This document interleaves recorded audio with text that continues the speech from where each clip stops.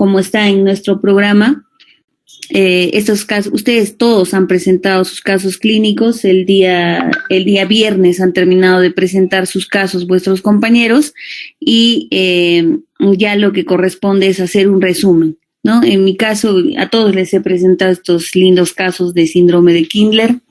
Luego he variado un poco en los casos clínicos que he mostrado, pero recuerdo que les he mostrado a todos. Y el resumen se va a hacer en 3 diapositivas básicamente. La primera va a ser la presentación de qué paciente es, ¿no? Obviamente se tienen que presentar ustedes, dan su nombre. Buenas tardes, mi nombre es Jacqueline Condori Fernández. Voy a presentarles 2 casos de estos pacientes. El primer caso de un paciente de sexo masculino de 16 años, de raza mestiza, natural y procedente de Cañete. El segundo caso, un paciente de sexo masculino de 14 años, igual de raza mestiza, natural de Cañete. Como antecedentes patológicos, en el caso 1 tenemos un hermano con lesiones similares a las suyas y el antecedente de consanguinidad por parte de su bisabuela. El segundo, igualmente, el antecedente familiar positivo es que su hermano presenta lesiones similares a él.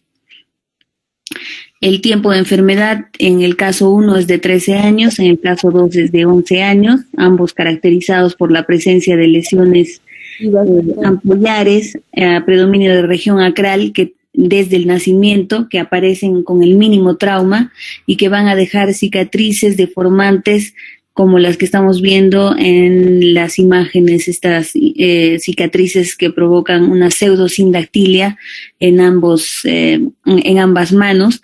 Para la pubertad, en ambos casos, las lesiones acrales, o sea, las lesiones de piernas y de manos, van disminuyendo, ya no se presentan tantas ampollas al mínimo trauma y empiezan ambos a presentar máculas hipercrómicas e hipocrómicas a predominio de zonas fotoexpuestas, y en zonas no expuestas presentan una piel adelgazada con algunos léntigos como en la imagen de abajo. Tienen la piel en papel de cigarrillo, ¿no? Una piel atrófica. En general, lo que tienen es poiquiloderma, ¿no? O sea, lo que se ve en el examen físico es estas máculas. Doctora. ¿No se ve? No, doctora, no, tampoco está grabando, doctora. A ver, hay una interrupción de sonido, ¿no? Ya.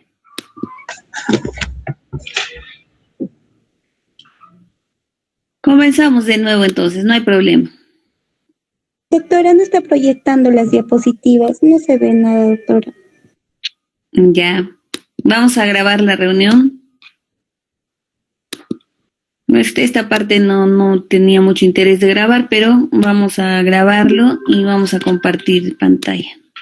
Ahora sí, ¿no? ¿Ya se ve? No, está cargando. Sí, ya se ve, doctora. Ya.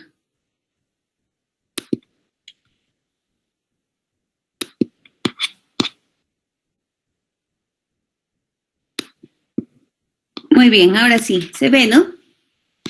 Sí, doctora. Sí, doctora.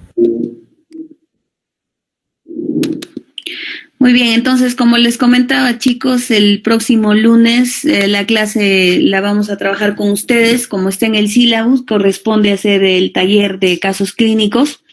Todos han presentado ya sus casos clínicos, ya han hecho ya la presentación con nosotros durante las prácticas, y ahora lo que corresponde es armar esos casos clínicos en 3 diapositivas, un resumen rápido para que podamos terminar con los 40 casos clínicos que se han presentado durante todo el semestre. Entonces, la idea es que la primera diapositiva contenga la información básica, como les decía. En este caso se ve, ¿no?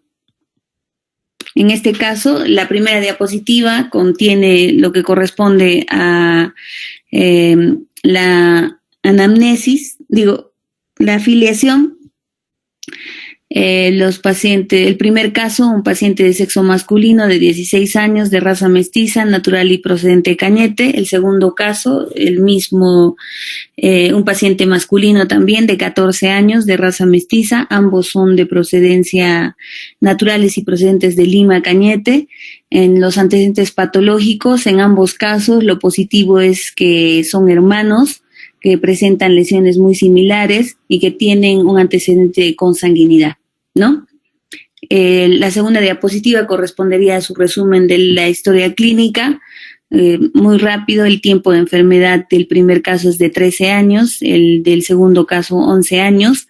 Ambos se caracterizan por que desde el nacimiento presentan lesiones ampollares y erosiones secundarias al mínimo trauma, a predominio de zonas sacrales, de brazos y piernas, de manos y pies, perdón, que van a dejar cicatrices deformantes como las que estamos viendo en la imagen superior. Ahora sí se ve, ¿no? En la imagen de la derecha, donde observamos lo que es la pseudosindactilia, que son las cicatrices deformantes en la región de manos, de ambas manos, y para la pubertad, este tipo de lesiones, estas ampollas y estas erosiones que se producen al mínimo trauma van disminuyendo para dar lugar a lo que es la poiquilodermia, que son las lesiones hipercrómicas, hipocrómicas, con leve atrofia y algo de telangiectasia en zonas fotoexpuestas, y en zonas no expuestas se ve una atrofia de la piel, o sea, una piel delgada, atrófica, con algunos léntigos solares, como estamos viendo en la imagen de abajo,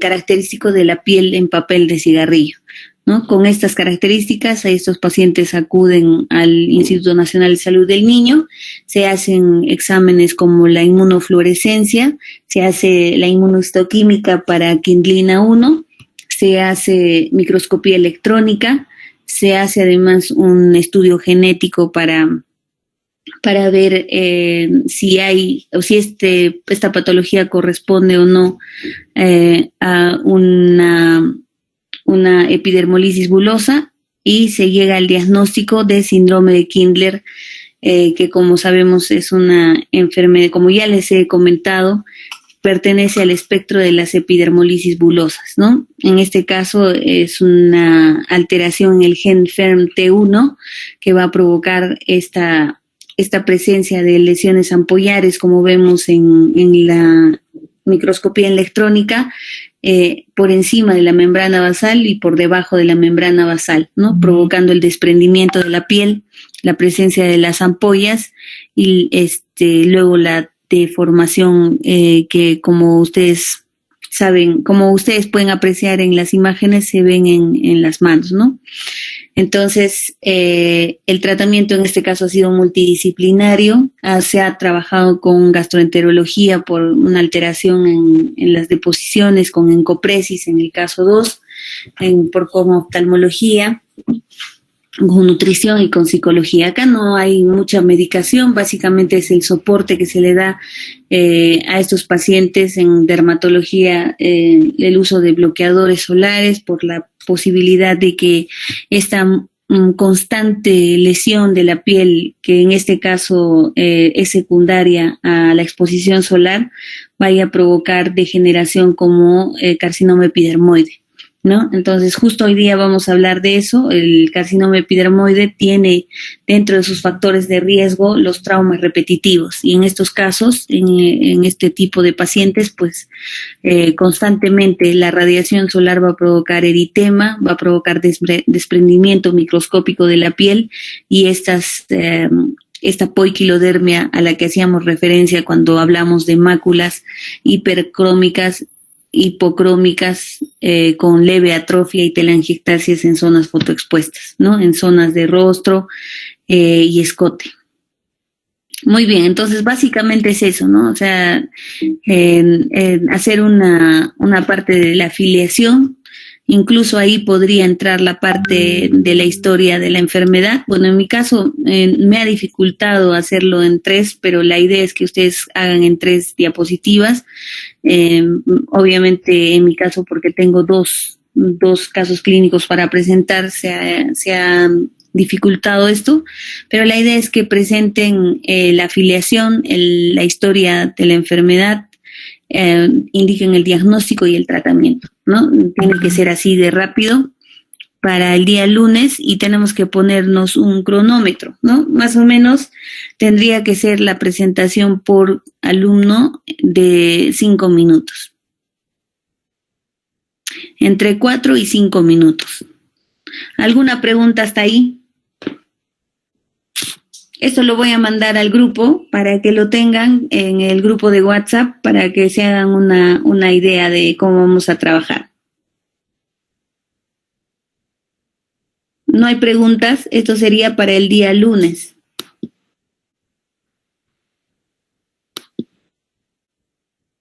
¿Algún problema con que sea para el día lunes? Está bien, doctor, el lunes. Sí, está bien, doctora. Está bien, doctora. Doctora, una consulta. El caso clínico que le vamos a presentar va a ser el final, con el tratamiento y todo, ¿verdad? Claro, con el tratamiento. Ah, ya, doctorita, gracias. Es algo rápido, no traten de hacerlo en 3 diapositivas y en un promedio de 4 a 5 minutos cada uno. Va a ser en el orden estricto de la lista. Y doctora, una consulta. ¿Se puede utilizar las diapositivas que hemos presentado en lo que viene a ser en la rotación? Claro que sí, tienen que ser esas diapositivas. En el resumen, lo más importante, como siempre les digo, las fotos clínicas, ¿no?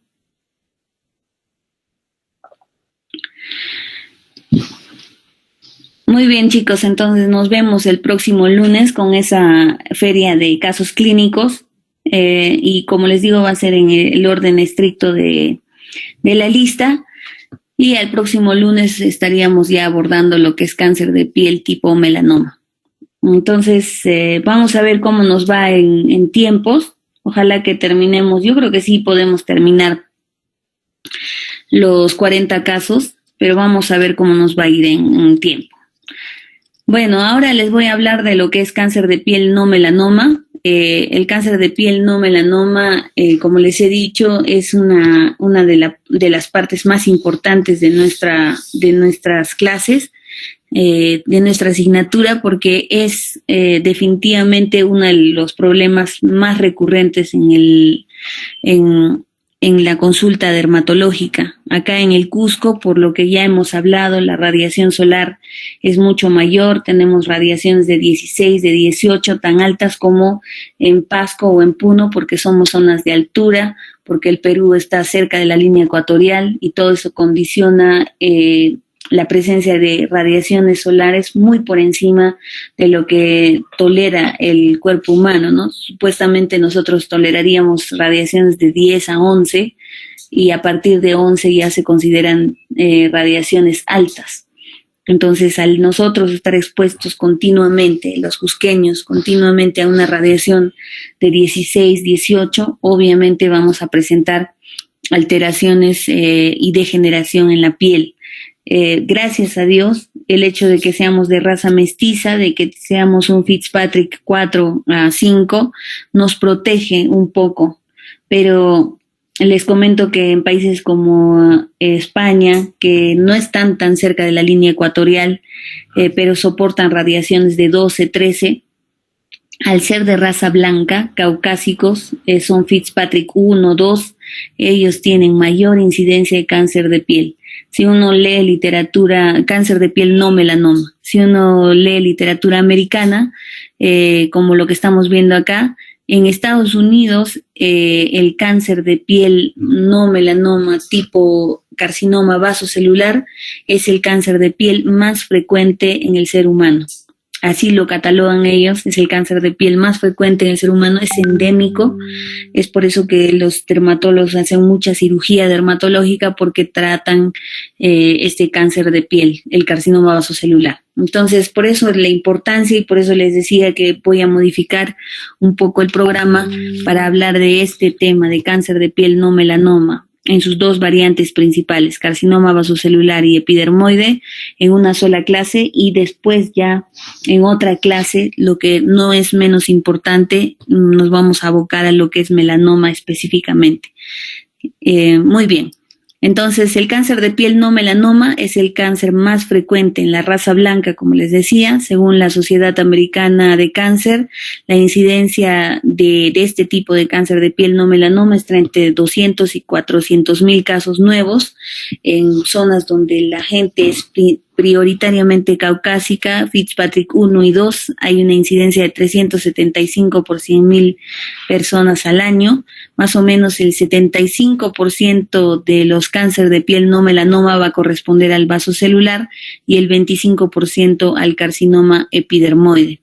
En Perú, según los últimos informes, no hay muchos. En el Instituto Nacional de Enfermedades Neoplásicas se reportaron más o menos 698 casos nuevos en el 2015 y ocupa más o menos el 6º lugar en frecuencia a nivel nacional. Acá tenemos el último reporte del 2015, o sea, el periodo 2006-2015, justo terminando este año saldrá lo que corresponderá al 2015-2020, pero en lo que tenemos ahora, el cáncer de piel no melanoma, como les comenté, ocupa el 6º lugar, ¿no? Primero en Perú está el cáncer de cuello uterino, luego está el cáncer de mama, el cáncer de estómago, los linfomas no Hodgkin, dentro de lo que está el cáncer de piel tipo micosis fungoide. La próstata es el quinto en frecuencia en ambos sexos, y el 6º es el cáncer de piel no melanoma. Después ya viene el cáncer de pulmón, como para que vean ustedes cómo es en el Perú. Sin embargo, como ya les he dicho, literatura americana, para los europeos también es considerado, debido a tan alta incidencia, el cáncer más frecuente en el ser humano. En las mujeres está un poquito más cerca, está en el 5º lugar el cáncer de piel no melanoma. En el Perú básicamente tenemos información del Centro Médico Naval, del Hospital de Naval. En el año 2009 se reportaron más o menos 11 casos y en el 2014 54 casos, ¿no? O sea, esto más o menos nos está hablando de cómo está proyectándose el cáncer de piel no melanoma. Cada vez hay más, porque cada vez hay más radiación. Y lo más importante acá también es ver cómo hay más cáncer de piel tipo vasocelular que es epidermoide, ¿no? El vasocelular de esos, el vasocelular correspondía a 127 casos, mientras que el epidermoide solo a 29. El promedio de edad es 68 años, es cierto, es un cáncer que se presenta en la edad adulto mayor, porque es una consecuencia de del permanente daño en la piel por la radiación solar, ¿no? Ese daño acumulativo, como les he comentado, y ahí les he puesto en alguna diapositiva, que la piel perdona pero no olvida, porque la radiación solar que recibimos cuando nos quemamos la piel se mantiene, ¿no? Se cura la piel, teóricamente, cuando recibimos quemaduras solares o cuando nos exponemos al sol y nos ponemos un poco chaposo, pero el daño, la radiación solar que este daño por la radiación solar que se produce a nivel del ADN se va a mantener y se va a acumular en el tiempo. Por eso es una enfermedad, el cáncer de piel no melanoma es una enfermedad de paciente adulto, sobre todo adulto mayor. Es el 65% de los casos es más en sexo masculino en este estudio, y la zona más afectada obviamente es cabeza, ¿no? En el Hospital Sabogal hay un estudio del 2004 al 2006. Básicamente acá también predomina el sexo masculino, la edad promedio 73 años, y el 69% de casos correspondía a carcinoma epidermoide invasor en este caso, ¿no? Esto porque en la Naval tenemos mucho paciente con queratosis actínica por el tema de la alopecia androgenética, ¿no? El pelo de la cabeza, de alguna forma, nos protege de la radiación solar. Cuando no hay pelo, cuando hay una alopecia androgenética, obviamente estamos exponiendo directamente el cuero cabelludo a la radiación solar. Y bueno, en este caso, eso va a condicionar queratosis actínica, que es una lesión premaligna previa a carcinoma epidermoide, y secundario a esto se puede presentar casos de carcinoma epidermoide. Vamos a comenzar con el carcinoma vasocelular. Acá lo importante es fijar el tema de carcinoma vasocelular de alto riesgo, porque ese es el que con el que vamos a trabajar con especialidades. Vamos a hacer, obviamente, en la evaluación de alto riesgo una cápite en lo que es topografía, dónde está ubicada la lesión, el tamaño de la lesión y cómo se va a comportar en cuanto al tratamiento, ¿no? Básicamente el cáncer de piel, el carcinoma vasocelular de alto riesgo va a ser aquel que está ubicado en el área L. Acá está el área L. Este es el carcinoma vasocelular. El área L corresponde al tronco, a las extremidades, y a las pies, las uñas y la pretibia y los tobillos. El área M va a corresponder a la mejilla, a la frente, al cuero cabelludo, al cuello y a la pretibia. Y el área H, que es el área donde está el alto riesgo, corresponde a esta zona roja de acá, casi una forma de H, en la que básicamente tenemos el área de la cara, la zona central, los párpados, las cejas, la piel, la región periorbital, la nariz, los labios, el mentón, la mandíbula, los surcos preauriculares, posauriculares, las orejas, genitales, manos y pies también. Pero básicamente lo más importante es esta zona, ¿no? La que está comprometiendo el área central del rostro, porque no es lo mismo tener un carcinoma vasocelular en la zona de la mejilla que cerca a la nariz o cerca al ojo, porque va a haber un compromiso de esos tejidos y de esos órganos que va a provocar una alteración en la función de estos, ¿no? Por eso es que se consideran de alto riesgo cuando están en la zona de las orejitas, cuando están en la zona de los ojos, cerca de la nariz o la boca. Y también se considera de alto riesgo toda la zona preauricular y parte de la zona frontal por el compromiso vascular y nervioso que puede haber, ¿no? Por acá están pasando las ramas de la arteria facial, del nervio facial, y eso va a comprometer definitivamente también la función del rostro, la movilidad en el rostro. Entonces, básicamente es eso, ¿no? La localización en el área L nos podemos permitir lesiones de más de 20 milímetros, en el área M lesiones de más de 10 milímetros, pero en el área H ya con 6 milímetros, con solo ser un poquito más de medio centímetro, ya se considera un carcinoma vasocelular de alto riesgo. Entonces, vamos a ir revisando todo esto junto con el tratamiento, pero quiero pasar a lo que son conceptos básicos de lo que es carcinoma vasocelular.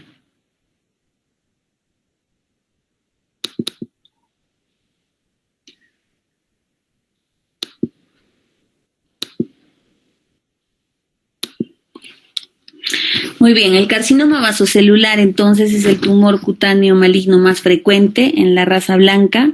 El principal factor etiológico, como hemos dicho, es la exposición solar. Es considerado un tumor maligno con poder destructivo local y metástasis excepcionalmente. Esa es la gran ventaja, ¿no? ¿De dónde deriva el carcinoma vasocelular? De las células basales. Miren, aquí está la tumoración. Este es el cáncer de piel no melanoma tipo carcinoma vasocelular y se llama vasocelular justamente porque va a derivar de la proliferación de las células basales, ¿no? Por eso es vasocelular con B larga, porque va a derivar de estas células basales que, como estamos viendo acá, Esta es la capa basal, aquí encima está epidermis, acá abajo está dermis y acá está hipodermis, ¿no? O tejido celular subcutáneo, estas bolitas de grasa. Entonces, estamos estamos trabajando este cáncer en epidermis.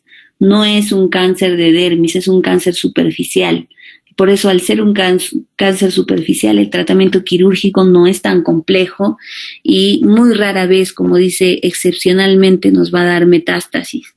Mientras se mantenga este carcinoma vasocelular por encima de la capa basal, la posibilidad de metástasis es excepcional. Cuando ya es desgraciadamente muy agresivo y hay compromiso neural, o sea, hay degeneración de estas células a nivel neural, por la vía neural va a terminar provocando metástasis, pero sobre todo metástasis local, o sea, se va a meter a la dermis, ¿no?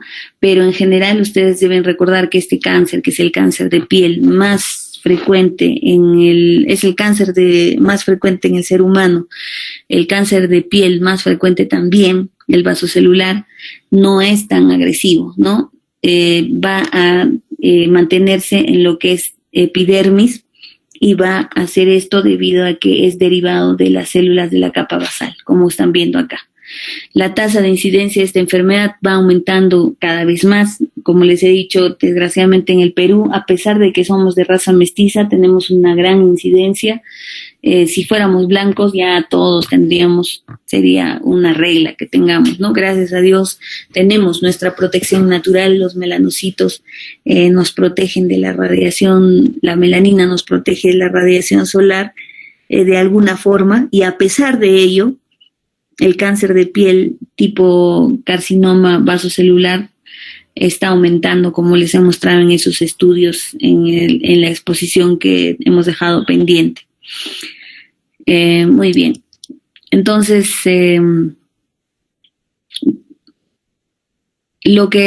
acá tenemos una influencia de lo que corresponde al cáncer de piel no melanoma vasocelular y epidermoide, básicamente para que nos muestren cómo la piel oscura, no hay tanta incidencia de esta enfermedad en la piel clara, ¿no? Como en la piel oscura. Los que tienen mayor riesgo son los caucásicos, los que tienen un Fitzpatrick 2, 1, 2, hasta 3, ¿no? Y dentro de esto, lo que ya hemos hablado, ¿no? Que los países que estamos cerca de la línea ecuatorial, como el Perú, ¿no? Que estamos cerca de la línea ecuatorial, vamos a tener mayor incidencia de este cáncer de piel debido a que estamos más cerca al sol, hay mayor radiación solar, y mucho más todavía en los países en los que hay zonas de altura como el Perú, donde va a haber unas radiaciones exageradas, ¿no? Entonces miren cómo Australia, que también está cerca de la línea ecuatorial, también va a tener la mayor cantidad es uno de los países donde hay mayor cantidad de cáncer de piel, porque además de estar cerca de la línea ecuatorial, recuerden que la mayoría de la población es caucásica. Entonces, dentro de los factores de riesgo está esto de la radiación ultravioleta, sobre todo la radiación ultravioleta tipo A. Está nuestro tipo de piel, el fenotipo que tenemos. Ya hemos hablado que el cáncer de piel es más frecuente en la raza blanca, en la gente caucásica. Y el Fitzpatrick 1, 2 y 3 son los más afectados. El Fitzpatrick 1 corresponde a la gente de piel clara, que tiene además el pelo color rojizo, ¿no? Que tiene la feomelanina predominantemente. Hay un factor genético, definitivamente tenemos, si hay un antecedente de cáncer de piel en la familia, va a haber la posibilidad de cáncer de piel con mayor razón en nosotros, ¿no? Acá se referencia en la parte de pigmentos también a la coloración de los ojos. Si tienen los ojos azules, verdes, es más probable la presencia de este cáncer. Obviamente la exposición crónica y continua al sol va a provocar mayor posibilidad de presencia de esta enfermedad, y también la inmunosupresión. Sobre todo lo que corresponde a carcinoma epidermoide es donde vamos a tener, como les comentaba, la posibilidad de que hay una predisposición si tenemos enfermedades que van a provocar degeneración en la piel de manera continua, ¿no? Les hice referencia hace un rato sobre esto cuando hablábamos de los pacientes con síndrome de Kindler, porque ellos tienen una poiquilodermia, unas alteraciones en la piel debido a la radiación que va a provocarles un trauma en la epidermis y el desprendimiento de las células de los queratinocitos. Entonces, ese trauma repetitivo hace que ellos tengan predisposición al carcinoma epidermoide. Entonces, pacientes que han sufrido grandes quemaduras, pacientes que tienen enfermedades degenerativas en la piel de recambio constante también pueden llegar a tener mayor incidencia de cáncer de piel tipo epidermoide, ¿no? Acá está con siglas, el epidermoide correspondería al SCC y el vasocelular al BCC.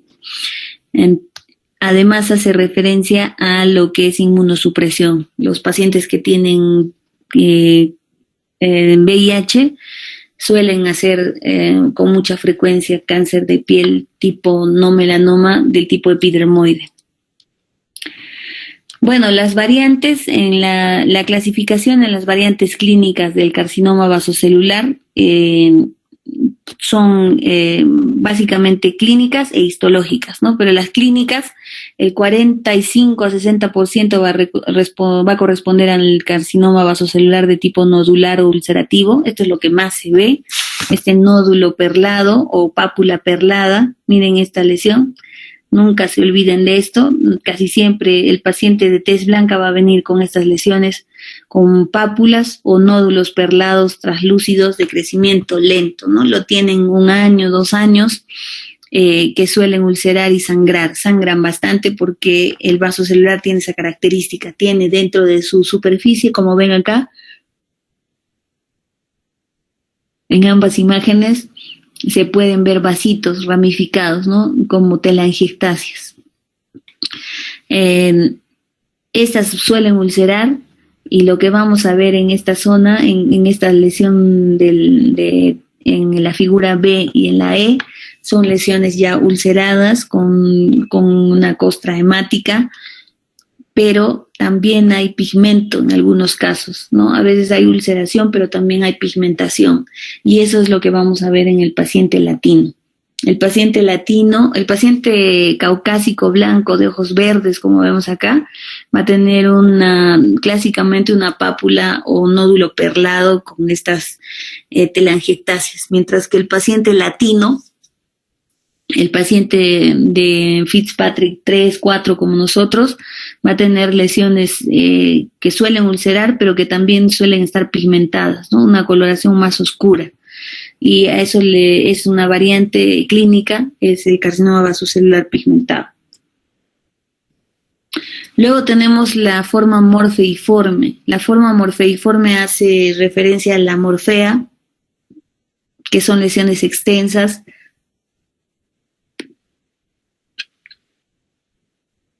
tipo placa de color amarillento, semejante a estas placas de morfea. También pueden tener un componente fibrótico, son extensas.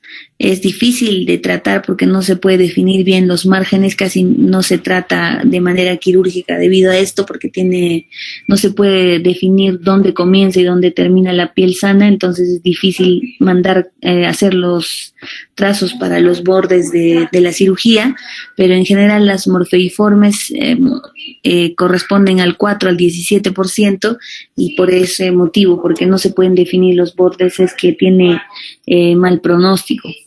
La forma superficial son esos que van a tener el compromiso de las células de la capa basal, pero que van a dar características de compromiso muy superficial, ¿no? Que no van a tener esta forma nodular, como en este caso cupuliforme, o sea, papular o nodular, mientras que en la forma superficial tenemos placas planas, ¿no?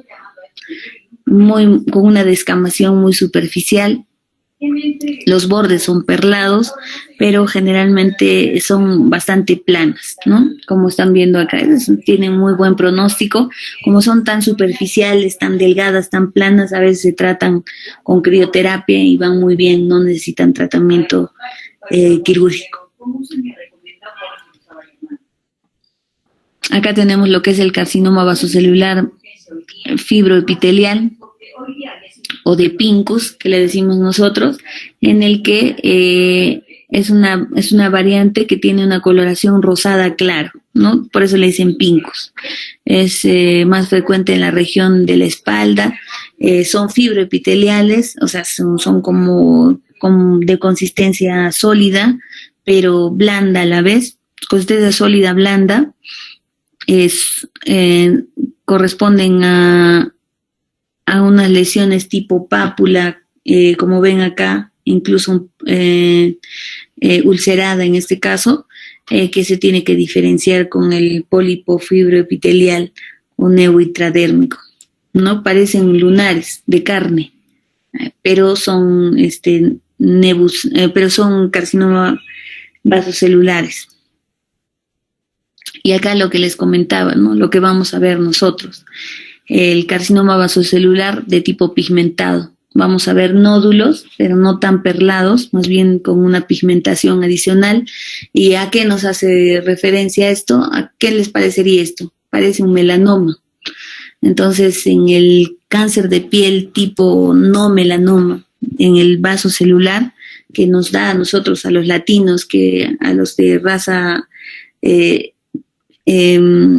mestiza, vamos a encontrar este carcinoma vasocelular pigmentado que va a hacernos referencia a melanoma. Por eso el diagnóstico diferencial es melanoma, ¿no? ¿Y qué es lo que hacemos? Si hay duda, biopsia, ¿no? Como han visto ustedes en las prácticas, si tenemos duda, hacemos biopsia. Entonces, hay otra clasificación de los tipos de cáncer de piel de tipo histológica, ¿no?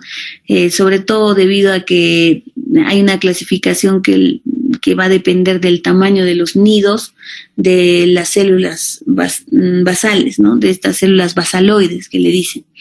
Entonces, en ese caso tenemos carcinoma vasocelular pigmentado, acá lo vemos en la figura F, como tenemos un componente pigmentario dentro de los nidos de células basaloides. Todo esto son proliferación de células basales. Esta parte morada son tinciones en H y S. Los vasos escamosos hace referencia a un overlap. Hay células basaloides en empanizada periférica con células eosinofílicas, pero hay focos de queratinización. A eso le dicen vasos escamosos. El micronodular, como vemos en la imagen I, hay lesiones de células basales, micronidos de células basales, pero pequeñitas, ¿no?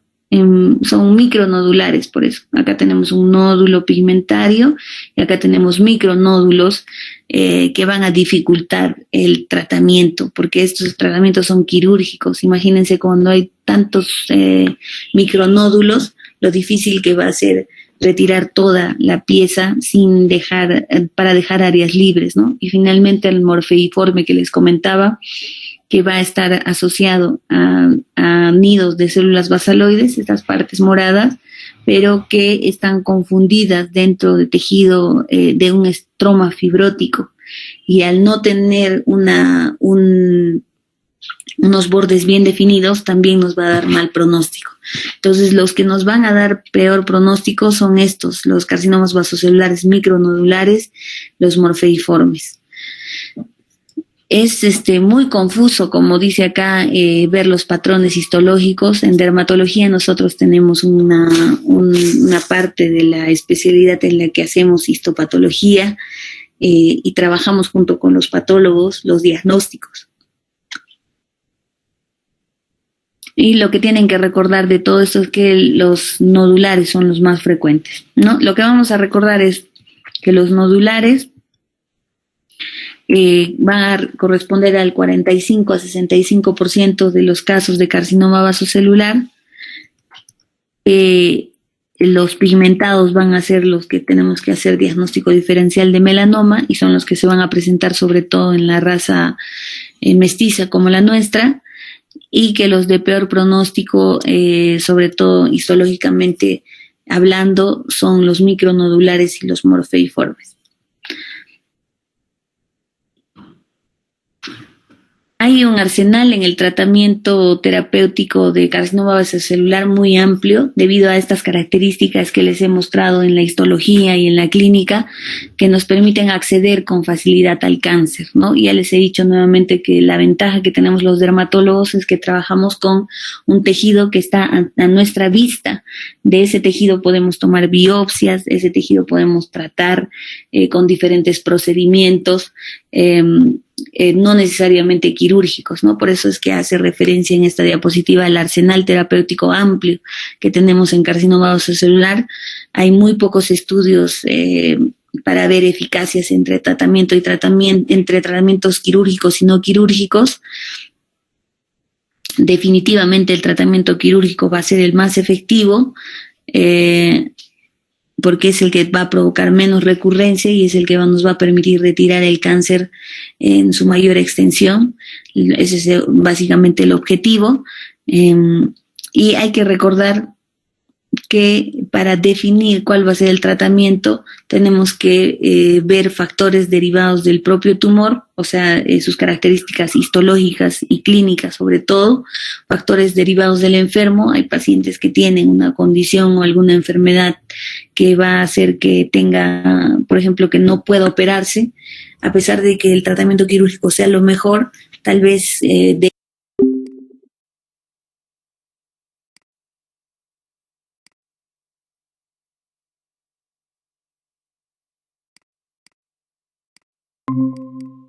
hay algunos tratamientos que van a poder utilizar algunos pacientes y otros que no, ¿no? Entonces, todo eso hay que ver para definir cuál va a ser el tratamiento.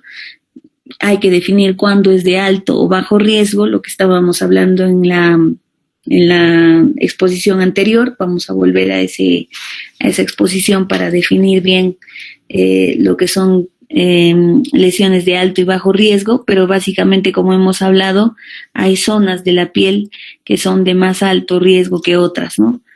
Tomando en cuenta que el carcinoma vasocelular principalmente va a dar en áreas fotoexpuestas y que el rostro es el más afectado, estamos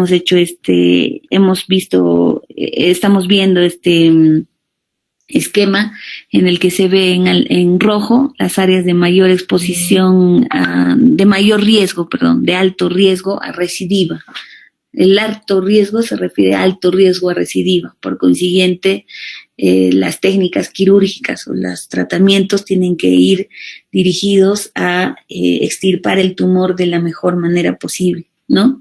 Desgraciadamente, como les comentaba, el alto riesgo se asocia a que la tumoración esté cerca a órganos tan importantes como los ojos, la nariz, la boca o las orejas, o que sean parte de territorios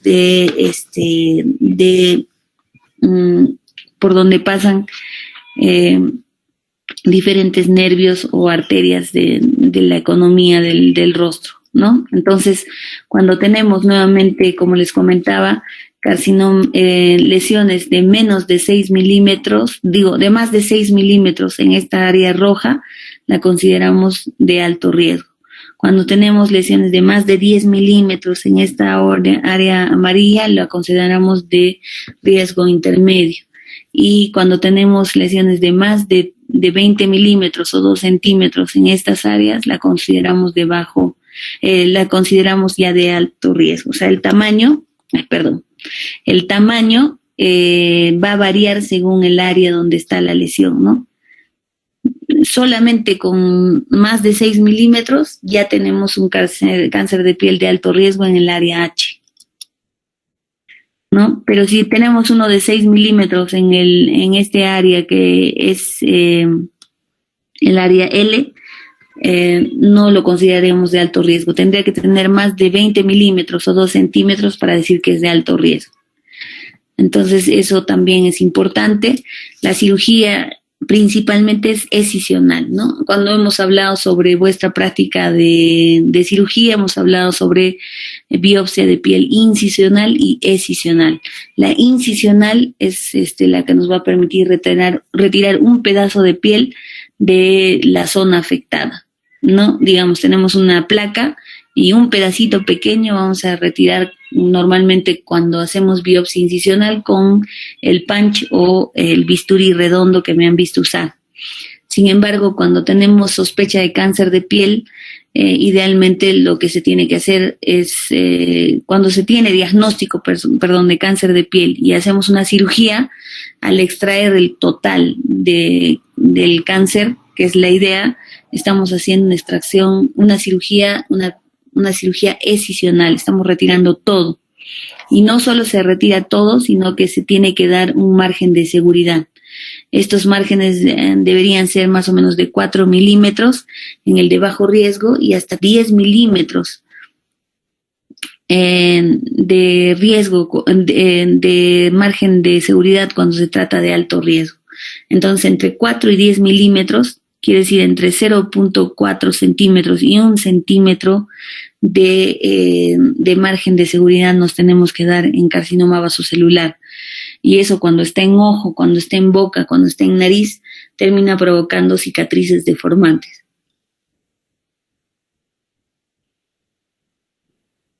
Pero desgraciadamente como es cáncer, nuestra prioridad no es estética, sino curativa.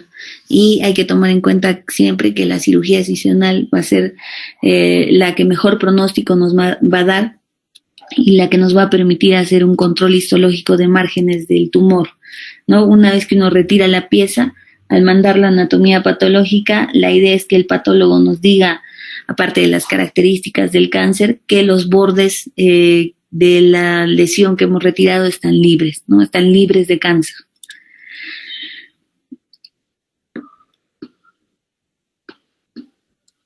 Bueno, entonces hay que tomar en cuenta que hay recidiva. La recurrencia se da en los 5 años, más o menos 17%, y hay que tener seguridad de que estamos retirando el carcinoma vasocelular de manera adecuada, pero como hemos dicho, el alto riesgo se da justamente en los casos, en los tipos histológicos de micronodulares, morfeiformes, porque no se define bien hasta dónde comienza o termina la piel sana. Entonces eso nos va a dar la posibilidad de dejar pequeños focos de cáncer en la piel que hemos operado y la consiguiente recidiva, ¿no? Que más o menos, como dice acá, a los 5 años puede ser del 17%. Por eso es que en cáncer de piel no melanoma tipo carcinoma vasocelular se habla tanto de una cirugía especial, que es la cirugía micrográfica de Mohs, para el tratamiento quirúrgico de estas lesiones, que justamente vamos a ver en un momento más. Entonces, ¿cuáles son las causas por las que se produce la recidiva? Como les decía, el subtipo, y hemos dicho, estos infiltrativos, micronodulares, morfeiformes van a tener mayor riesgo de recidiva que un nodular, ¿no? Un nodular solamente tiene un 7.3% porque tiene de recidiva, porque tiene los bordes bien definidos. El tamaño de la lesión también, ya hemos hablado de los tamaños y de las ubicaciones para considerarlos de alto riesgo. El sitio anatómico, obviamente, si estén cerca de algún órgano, definitivamente va a ser más difícil resecar y eso va a condicionar que haya mayor recidiva, ¿no? Y si son recurrentes también, ¿no? Porque a veces hay tipos de muy agresivos que van a comprometer, como les he dicho, el tejido nervioso, y eso es lo que va a condicionar la recidiva también.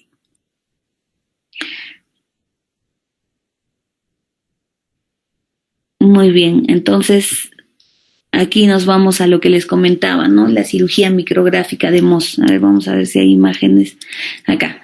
Entonces, este tipo de cirugía es lo que hacen en todo el mundo para trabajar lo que es carcinoma vasocelular. Los dermatólogos hacen una cirugía en la que retiran la pieza, pero la van a estudiar inmediatamente in situ durante la cirugía a través de una técnica de criogenización, ¿no? Se congela la pieza y con microstato se va a congelar la pieza y se va a empezar a estudiar, así como están viendo, en 4 partes, para ver in situ, durante la cirugía, si es que hay bordes libres o no. Eso nos permite en ese mismo momento tener el diagnóstico anatomopatológico y con ese resultado regresar a la cirugía para decidir si se va a hacer el cierre cuando los bordes están completamente libres o si se va a ampliar los cortes. Entonces eso ha hecho que en los últimos años el pronóstico del carcinoma vasocelular haya mejorado tanto, porque hace que el paciente entre a sala y se le extraiga la pieza operatoria, se extraiga el tumor, se estudie in situ durante la cirugía y después de esto se defina si es que se va a ampliar los bordes o es que ya están libres y se puede hacer el cierre. Diferente es en la cirugía clásica, en la que uno retira tomando los márgenes de seguridad que dice la literatura, pero no puede tener certeza al 100% de que estén libres esos bordes. Sin embargo, como tienen que pasar por un procesamiento en los estudios, en los laboratorios, todo el procesamiento de anatomía patológica que se lleva a cabo en 2 días más o menos, ellos tienen que hacer el cierre, y después de un tiempo, cuando salen los resultados, les dirán si hay compromiso o no de los bordes, ¿no? Y si lo hubiera, ellos tienen que reprogramar una cirugía. Pero ¿qué pasa si está cerca de los ojos, si está cerca de los labios? Definitivamente ya va a quedar una cicatriz deformante. Entonces eso es para lo que nos sirve la cirugía micrográfica de Mohs.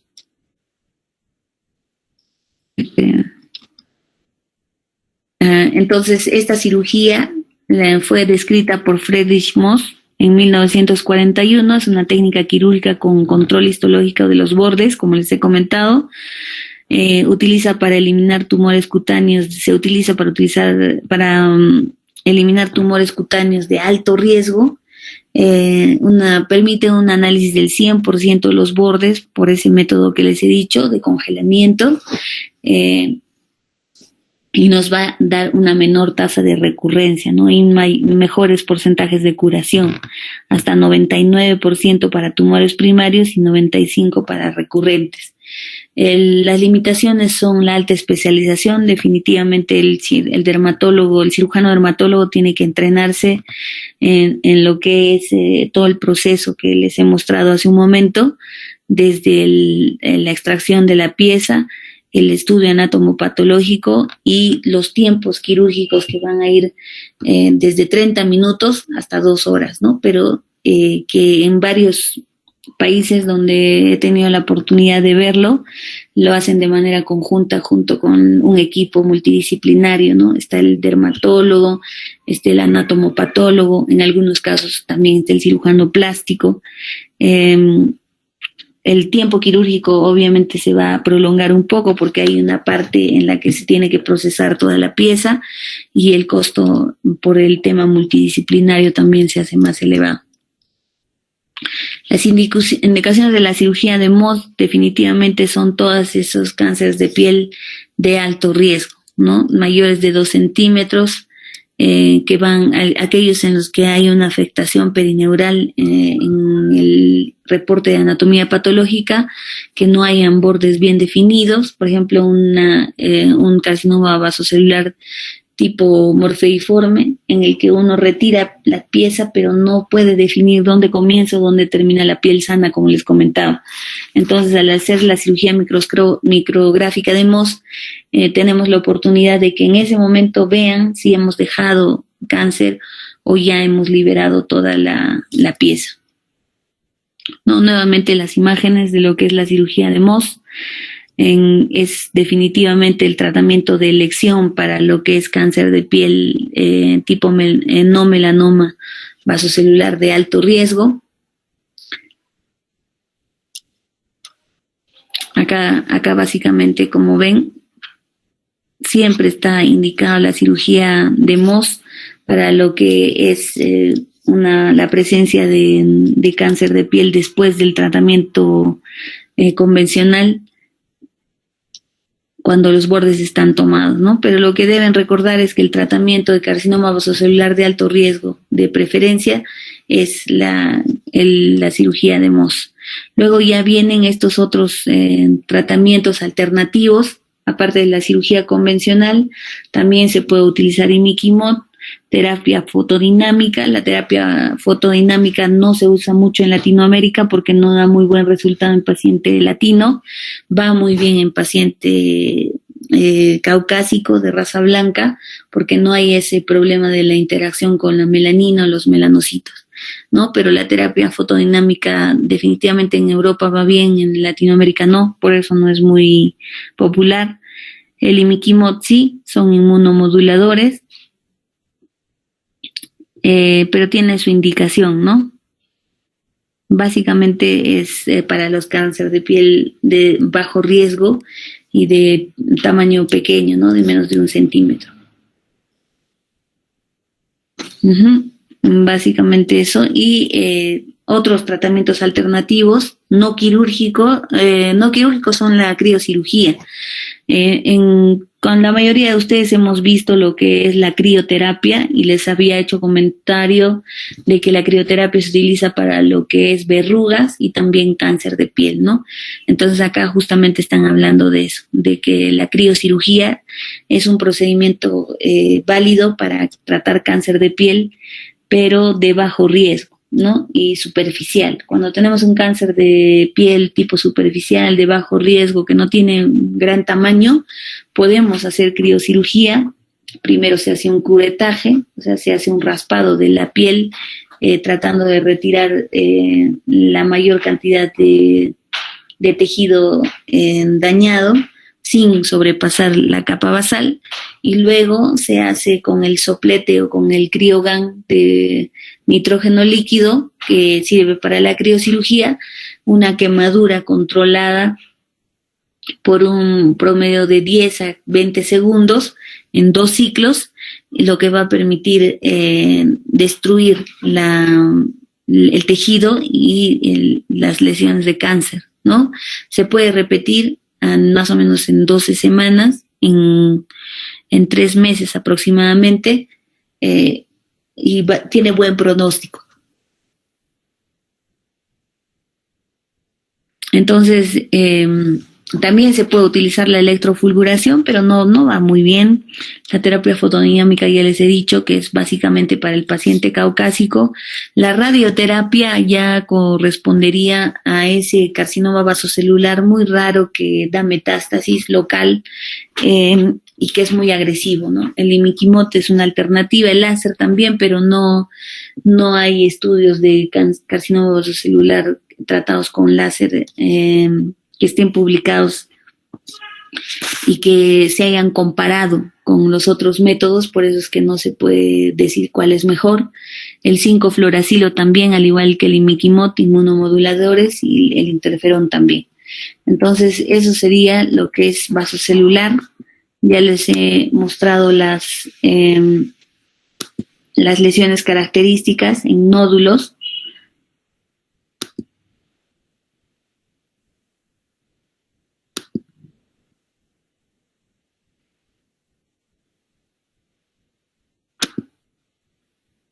Y volvemos a esta de acá.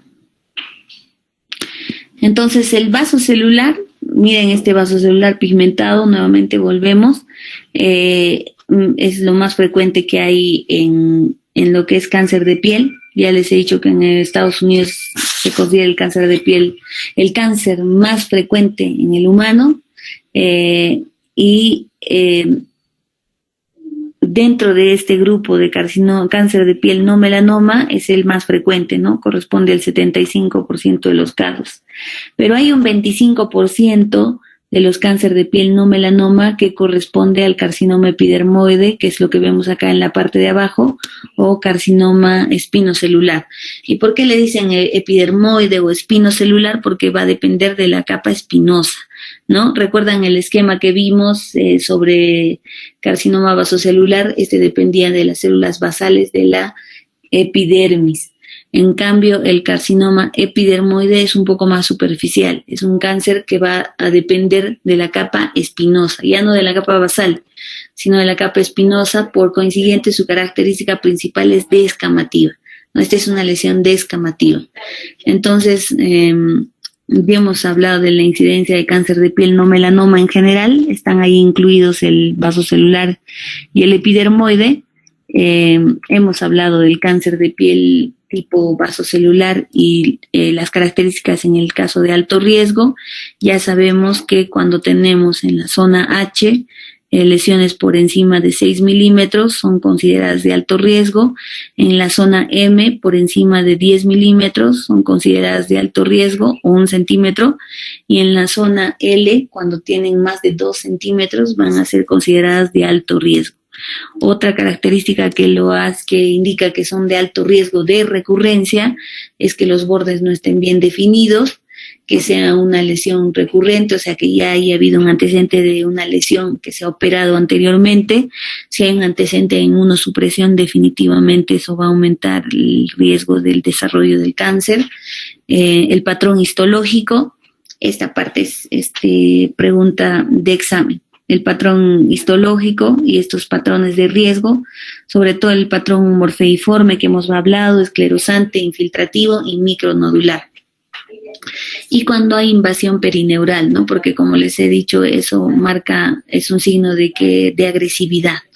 Entonces, todos estos signos hacen que uno sospeche de que ese carcinoma vasocelular tiene un alto riesgo de recurrencia y por consiguiente hay que escoger bien el tratamiento quirúrgico, darle los márgenes de seguridad amplios, ¿no? Estos ya hemos dicho que pueden ir desde 4 milímetros hasta 10 milímetros, o sea, desde 0,4 centímetros hasta 1 centímetro de margen de seguridad. Si tenemos de alto riesgo, tendríamos que darle esa cantidad de espacio, de margen de seguridad. Por eso es que cuando estamos cerca del ojo y no nos podemos dar ese lujo, idealmente tenemos que hacer cirugía micrográfica de MOS, ¿no? Nos va a permitir tomar menos piel. Entonces, aquí están los de bajo riesgo, básicamente el nodular, ¿no? Ese nodular que hemos dicho que es esta pápula perlada con áreas de telangiectasias. El superficial, que hemos dicho que es una placa plana con su principal característica que es descamación, y el pincus, ¿no? El pincus que es también bastante superficial y que tiene contenido fibrótico y tiene una coloración rosada clara. En cambio, los de alto riesgo son los que habíamos comentado, ¿no? El infiltrativo o morfeiforme, que son estos que tienen los bordes muy mal definidos. El micronodular, de acá, que hemos dicho que tiene nódulos, nidos pequeñísimos de estas células basaloides, y que desgraciadamente a veces no nos permiten definir hasta dónde tiene que ir el área de extracción quirúrgica. Y los morfeiformes, como hemos dicho, con este estroma fibrótico entre las capas de tejido vasocelular, ¿no? De las células basaloides. Entonces ya hemos hablado del tratamiento. El tratamiento siempre de elección es quirúrgico, siempre la cirugía, como dice acá, en el de bajo riesgo, la cirugía, en caso de que el paciente tenga alta recurrencia y ya tiene recidivas, se hace radioterapia, pero básicamente cuando tenemos, como hemos dicho, lesiones de alto riesgo de recidiva, nuestra primera elección debería ser cirugía de MOS. Acá en el Perú no se hace mucha cirugía en dermatología, y cirugía de Mohs hacen en Cayetano Heredia. Es el único hospital en el Perú en el que están haciendo cirugía de Mohs, porque como les comentaba, hay que tener unos equipos especiales para que nos permita hacer congelamiento de la pieza en el momento, el criostato famoso, y tenemos que tener personal que sepa hacer los cortes con este aparato. Entonces todo eso dificulta un poco, ¿no? Lo normal es que uno mande la pieza de anatomía patológica. En una cirugía convencional se haga el procedimiento con H&S en parafina, y eso termina dándonos un resultado como mínimo después de 48 a 72 horas. Acá tenemos un estudio comparativo de los procedimientos no quirúrgicos para carcinoma vasocelular, entre lo que mejor responde es la criocirugía, ¿no? La crioterapia definitivamente es una alternativa en cáncer de piel tipo vasocelular de bajo riesgo. Luego estaría el imiquimod, la terapia fotodinámica, que como les digo acá en Latinoamérica no va, pero son alternativos el imiquimod y el 5-fluoracilo, sobre todo para lesiones pequeñas, ¿no? Porque hay gente que tiene múltiples carcinomas vasocelulares o múltiples carcinomas epidermoides. En esos casos se decide dar imiquimod o 5-fluoracilo antes, para tratar de controlar las lesiones más pequeñas, y las que quedan pues pasan a cirugía, ¿no? Acá tenemos más o menos una idea de lo que se hace para el marcaje del carcinoma vasocelular, cómo se dejan márgenes de seguridad de un mínimo de 4 milímetros. Acá le están dejando 6 o 7 milímetros de margen de seguridad. Es difícil hacer estas cirugías en rostro porque tienes que darles esos márgenes de seguridad. Nos ayudamos con el dermatoscopio para definir hasta dónde ha llegado la lesión, pero al dejar áreas importantes de piel descubierta, hay que tener buenas técnicas de reconstrucción. Bueno, ahora, como les comentaba, en el carcinoma epidermoide, que es el otro tipo de cáncer de piel no melanoma, no es tan frecuente como el vasocelular. Ya habíamos hablado que corresponde al 20-25% del total, del 100% de cáncer de piel no melanoma. Más frecuente es el vasocelular. Este cáncer, como les he dicho, es derivado de la capa espinosa, y su característica principal es la descamación, ¿no? Estos necesariamente se van a resolver con cirugía. El carcinoma epidermoide sí tiene metástasis local y a distancia en un 5%, por lo consiguiente es más peligroso. Es un cáncer de piel, gracias a Dios, no tan frecuente como el vasocelular, pero que sí tiene la posibilidad de hacer metástasis local y a distancia, ¿no? Desgraciadamente sí puede presentarnos más problemas que locales, y con unas consecuencias nefastas, ¿no? Para la estratificación del carcinoma epidermoide localizado se recomienda lo que vamos a ver acá en el National Comprehensive Cancer Network para la práctica clínica. Ahora lo vamos a ver. No existe un consenso sobre la definición, hay múltiples sobre la definición de lo que es cáncer de piel epidermoide de alto riesgo.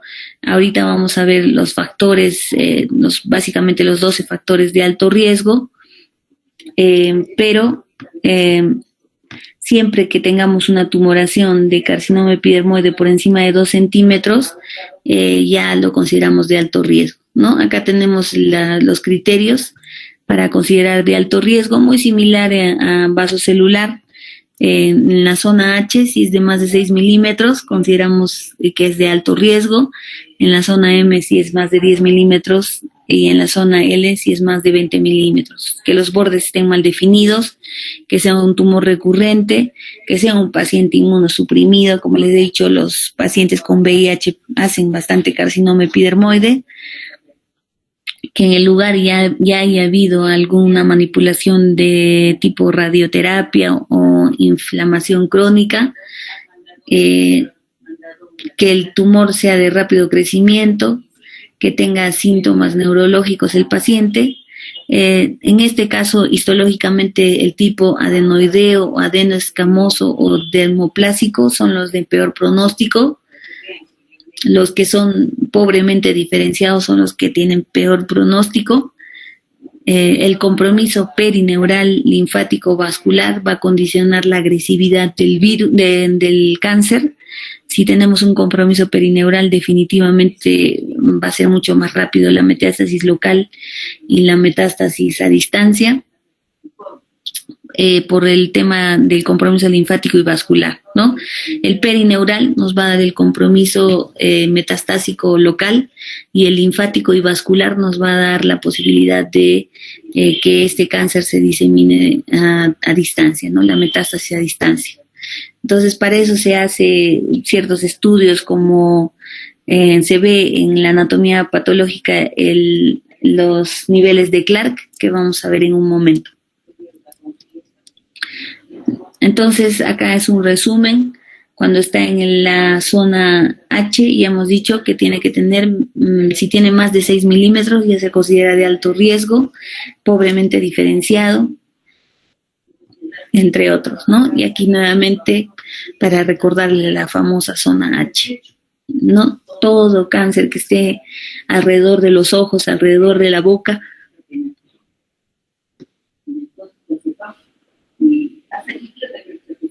alrededor de los ojos, de la boca, de la nariz, alrededor de la oreja, que sean de más de 6 milímetros, van a ser de alto riesgo de recidiva. Por consiguiente, tienen que recibir un trato especial, una cirugía por especialidad.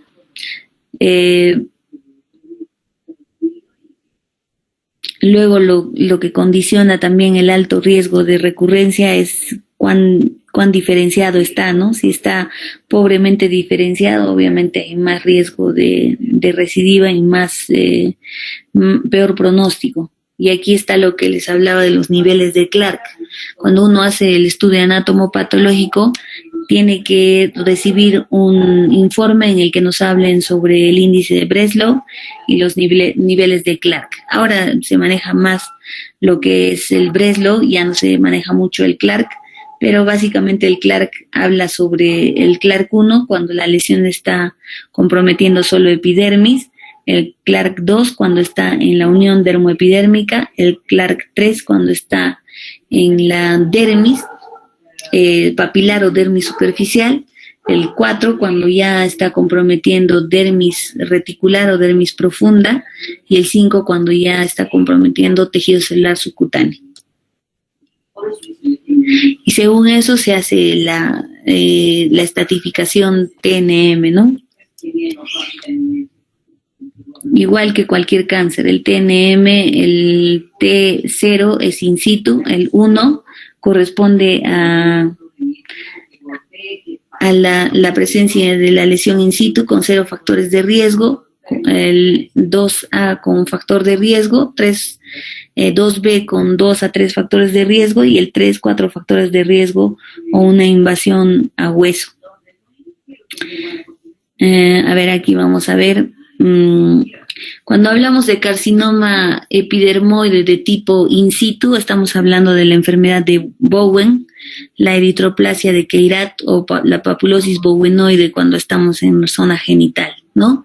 Entonces eso también hay que recordarlo, ¿no? El cáncer de piel in situ tipo epidermoide se conoce también con el nombre de enfermedad de Bowen. Y cuando está en región genital, ese cáncer de piel in situ se conoce como eritroplasia de Queyrat, o también tiene otra variante, la papulosis bowenoide.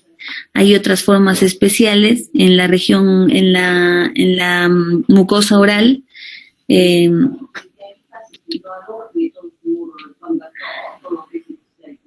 carcinoma verrucoso, que puede aparecer como papilomatosis oral florida, el condiloma acuminado, el carcinoma cuniculatum y la papilomatosis carcinoide también son otras variantes histológicas, y las formas controvertidas que le dicen es la queratosis actínica y el queratoacantoma, porque esta queratosis actínica y el la queratoacantoma se consideran para la mayoría de los autores como lesiones premalignas. Acá vamos a ver, esto es lo que, por ejemplo, uno clínicamente consideraría un queratoacantoma, ¿no? Esto que supuestamente era un queratoacantoma termina siendo un carcinoma epidermoide en la base y termina teniendo además metástasis, ¿no? Que tiene muy mal pronóstico. Acá ya está, miren, acá está la cicatriz de lo que se ha retirado, que parecía un simple queratoacantoma. Sí, se describe que un 10% puede tener en la base carcinoma epidermoide, pero en este caso, además de haberse hecho el diagnóstico de carcinoma epidermoide, también después de 5 años se ve una metástasis que sigue creciendo, ¿no? En esta otra zona. Entonces, eso, por ejemplo, es un cáncer de piel, el queratoacantoma, que se considera un premaligno. A veces es necesario trabajarlo como si fuera un maligno, ¿no? Porque casi siempre en la base tiene un carcinoma epidermoide. Luego, otro tipo de cáncer de carcinoma epidermoide de alto riesgo siempre va a ser el que esté en la boca, ¿no? Debido a que en los labios tenemos mucha circulación, hay bastante circulación, y al haber tanta circulación sanguínea, la posibilidad de compromiso de vasos linfáticos y de arterias es mayor, ¿no? Y eso va a condicionar mayor riesgo de metástasis a distancia. Entonces, por eso el cáncer de piel tipo epidermoide en labio es considerado de alto riesgo. ¿Y quiénes van a hacer esto? Como les he dicho, cuando tenemos, en nuestro caso, en nuestra zona, los pacientes que tienen keilitis actínica, o sea, los pacientes que tienen esos labios que cuando se exponen al sol se resecan, se pelan, se inflaman, y eso es recurrente de manera continua, terminan haciendo una keilitis actínica recurrente, y ese daño permanente de la mucosa de los labios va a terminar haciendo de que se active un carcinoma epidermoide.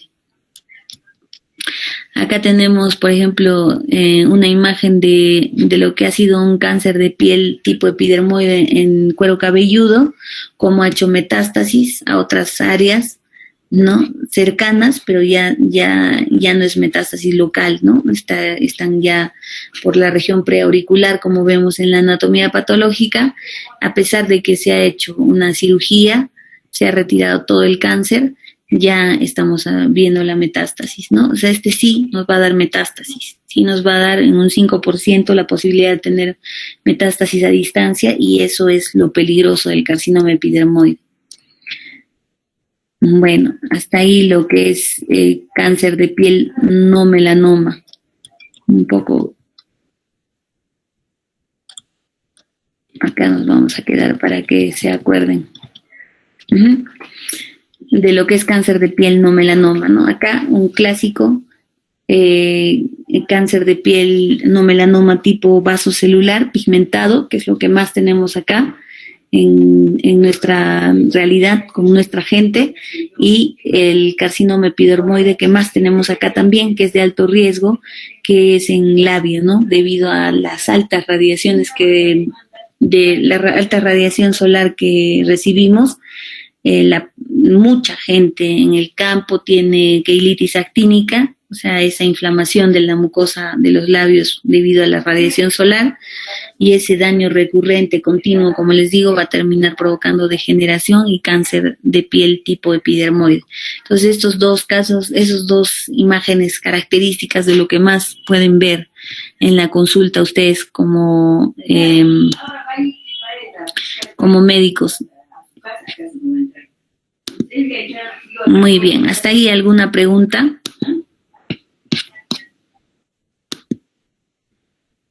¿Preguntas?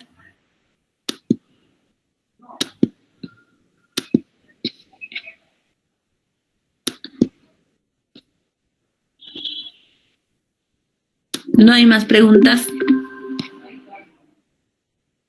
¿Qué pasa para el país un ingeniero, un arquitecto, se va a dar cuenta que lo falsa parece eso?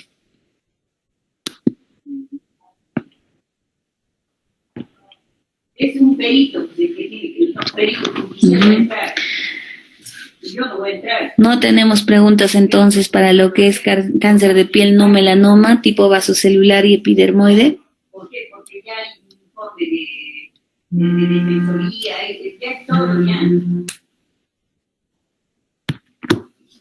Claro, hija, yo ya no le tengo miedo. ¿Qué tanto miedo voy a entrar dentro? Pues mira, qué cosa, esta vez no mira la cara, mira cómo está mi pared, mira todo eso. No se olviden de estas áreas de alto riesgo, la zona H, para ambos casos, tanto vasocelular como epidermoide. Ahí están las formas histológicas, los tipos de cáncer de piel tipo vasocelular de alto riesgo.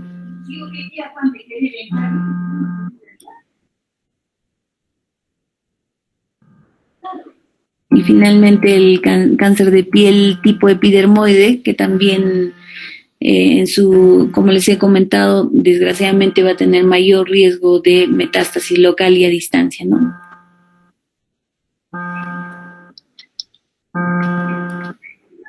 Doctorita, buenas tardes. Una pregunta. Dime. El órgano al que mayormente hace metástasis este tipo de cáncer, ¿cuál es, doctorita? A nivel cerebral. A nivel cerebral, pulmonar también. ¿Y el pronóstico es muy malo, doctorita, cuando ya hace metástasis? No es tan malo como el melanoma, ¿no? Pero es más, son cánceres que desgraciadamente el pronóstico malo se define porque son deformantes. Mira cómo desgraciadamente terminan los pacientes, ¿no? O sea, son cirugías amplias que se hacen. Cuando tenemos una metástasis local, va a corresponder a hacer cirugías amplias que van a provocar cicatrices deformantes y como están en rostro, lo primero que se puede afectar, claro, es el cáncer de la metástasis a nivel cerebral y también luego a nivel pulmonar. Doctorita, muchas gracias. Claro, es que yo te decía,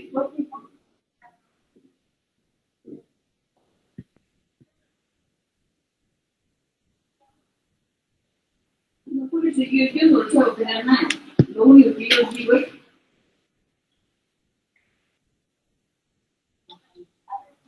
Listo, chicos, si no tenemos más preguntas, entonces terminamos con lo que es cáncer de piel no melanoma.